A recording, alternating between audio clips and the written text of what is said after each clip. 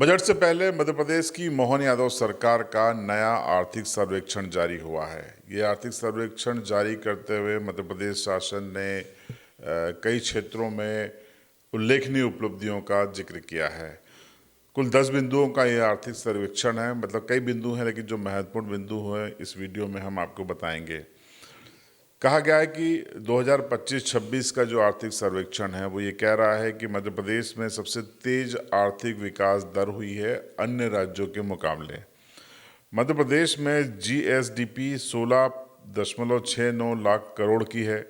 यह 11.14% की वृद्धि है।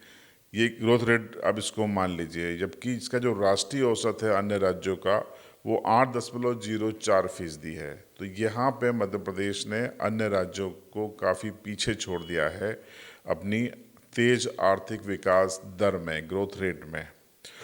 दूसरी महत्वपूर्ण जो उपलब्धि है वो प्रति व्यक्ति आय की बताई गई है, जिसमें दावा किया गया है कि प्रति व्यक्ति आय 38,497 रुपये से बढ़कर अब 1,69,050 रुपये हो गई है। ये एक बड़ा जंप है जो शासन की महत्वपूर्ण नीतियों के चलते हुआ है।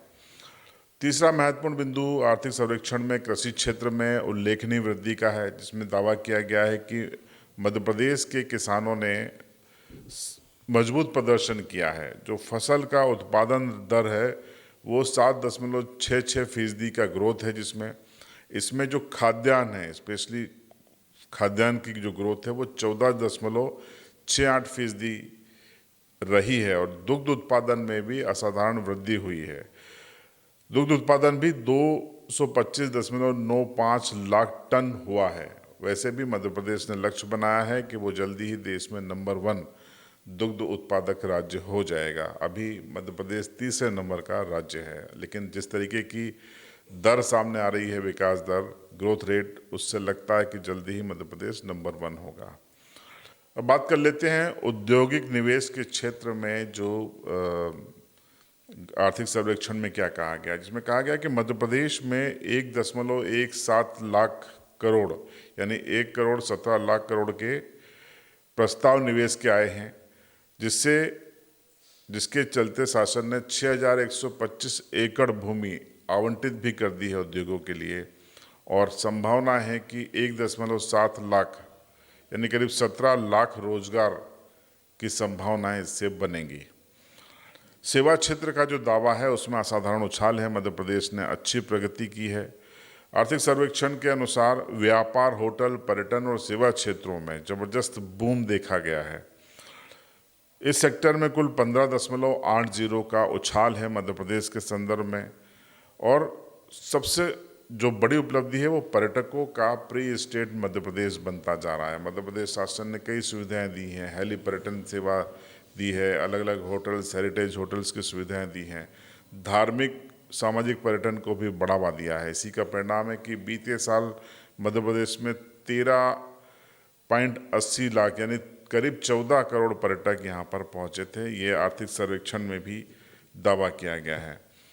शहरी विकास की हम बात करें तो शहरी आवास में प्रधानमंत्री शहरी आवास योजना के तहत मध्य प्रदेश में 8.75 लाख घर बनाए गए हैं। उसके अलावा स्वच्छता सर्वेक्षण 2024 में मध्य प्रदेश के 8 शहरों को राष्ट्रीय पुरस्कार मिला है। इंदौर लगातार नंबर 1 बना हुआ है। अन्य शहर भी अच्छा प्रदर्शन कर रहे हैं स्वच्छता के क्षेत्र में। स्वास्थ्य के क्षेत्र में 4.42 करोड़ आयुष्मान कार्ड जारी किए गए हैं मध्य प्रदेश में।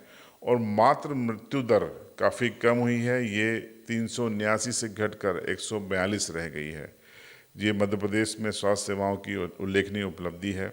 संस्थागत प्रसव को बढ़ावा देने के जो सरकारी प्रयास है ये उसका परिणाम है। शिक्षा के क्षेत्र में जो बजट है वो 10.37% रखा गया है। ये अपने आप में रिकॉर्ड बजट है शिक्षा पर। इसके अलावा आर्थिक सर्वेक्षण में दावा है कि पहली से 5वीं तक का जो ड्रॉप आउट है बच्चों का वो शून्य हो गया है। वित्तीय अनुशासन की बात करें तो इसमें कहा गया है कि 618 करोड़ रेवेन्यू मध्य प्रदेश का सरप्लस है। जी हाँ, ये सरप्लस रेवेन्यू है। जीएसडीपी 31.3% है जो कि नियंत्रण में है। तो ये आर्थिक सर्वेक्षण 2025-26 था। आर्थिक सर्वेक्षण बजट के पहले जारी किया जाता है, जिसमें मोटे मोटे आंकड़े होते हैं जो समझाने के लिए होते हैं कि मध्य प्रदेश में किस सेक्टर में, किस क्षेत्र में क्या प्रदर्शन सरकार कर रहा है। तो जो आंकड़े सामने आए हैं आर्थिक सर्वेक्षण 2025-26 के, वो डॉक्टर मोहन यादव की सरकार के लिए उल्लेखनीय है, सराहनीय है। और इसी गति से अगर मध्य प्रदेश आगे लगातार बढ़ता रहा तो स्वर्णिम मध्य प्रदेश वो दिन दूर नहीं जब हम कह पाएंगे।